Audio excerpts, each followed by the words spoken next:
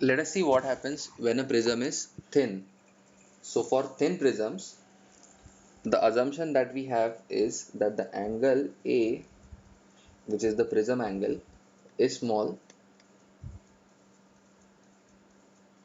and also most often we assume that I and R1 and R2 and E are also small.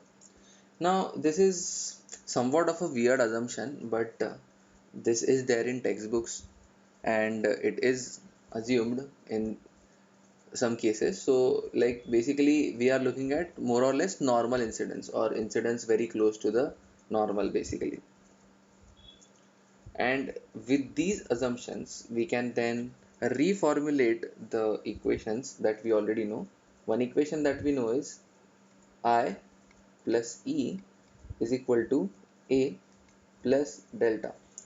We also know that mu sine theta is constant as per Snell's law of refraction. So mu,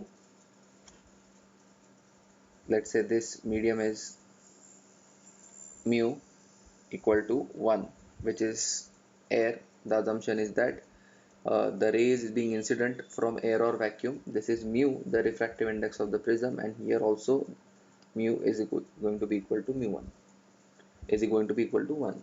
So mu sine theta. So mu 1 sine I is the angle of incidence. So let's say if I draw the diagram, these are the two normals, and let us say this is the angle of incidence, it's getting refracted and the rays coming out like so. So this is the angle of incidence, this is the angle of refraction R1, this is the angle of refraction R2, and this is the angle of emergence. So mu 1 sine I is going to be equal to, so I'm calling this medium as medium 1, this is medium 2, and this is medium 1 again. So mu 1 sine I is going to be equal to mu 2 sine R1. Now because of the small angle approximation, what we can assume is sine theta is theta in radians.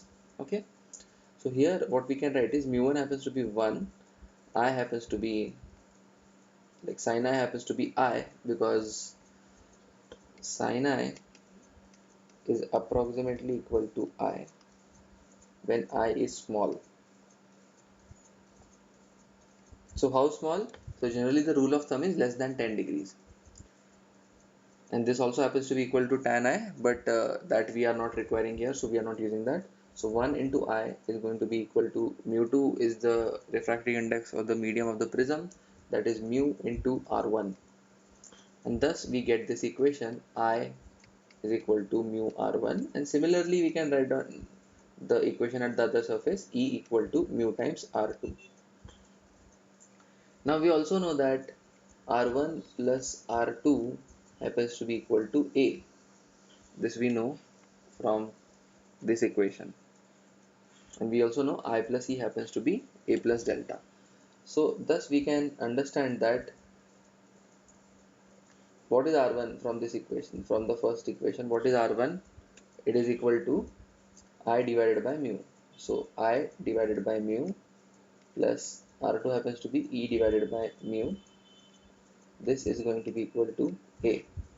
So I plus E is going to be equal to mu times A. So I plus E is also equal to A plus delta. So A plus delta is going to be equal to mu times A. That means delta is going to be equal to A times mu minus 1. So this is one fact that we need to understand for thin prisms with the assumption that A is small, I, R1, R2 and E all are small basically.